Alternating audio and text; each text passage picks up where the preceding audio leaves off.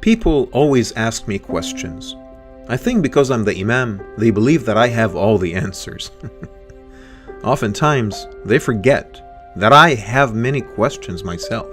I remember as a child constantly asking questions about faith. Who is God? Where does He reside? What choices do we have in the affairs of our lives? Why do we have to pray 5 times a day? Etc., etc. I mean, these are the questions that plague the minds of all people, right? But it's not just the questions that have always amazed me, as much as the responses. You ask anyone today, and especially in the Muslim community, what is prayer and why do we have to do it? They say, because God said so, because it says so in the scriptures, because we'll commit sins otherwise, etc. For some reason, these answers were never enough. One day, I realized that I had not asked my dad this particular question yet. So I went up to him and asked, "Dad, why do we have to pray?" And with the most loving smile, he said, "Because prayer is life." Life? I wasn't expecting that. I wanted to inquire more, but my respect for him prevented me from seeking further explanations. I kind of just logged it away. The lack of satisfactory answers never prevented me from practicing Islam. It made sense. Still, there was an element of spiritual void that was constantly annoying me. My dad's health was gradually dwindling, and one day, the loving, caring, extremely clever man that I owed everything to left this world. It was the darkest moment of my life. Drowning in melancholy, I reached out to a straw floating on water's surface. Prayer appeared to be one last thing I can cling to.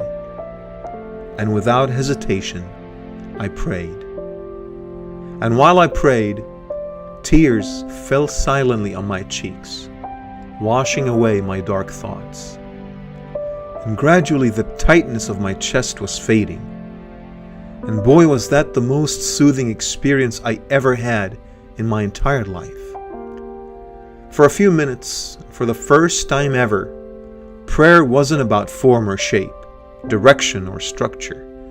It was like water putting out fire. It was like nourishment to a soil that was dying. It was life itself. And suddenly I remembered my father's words. Prayer is life. So this is why we pray.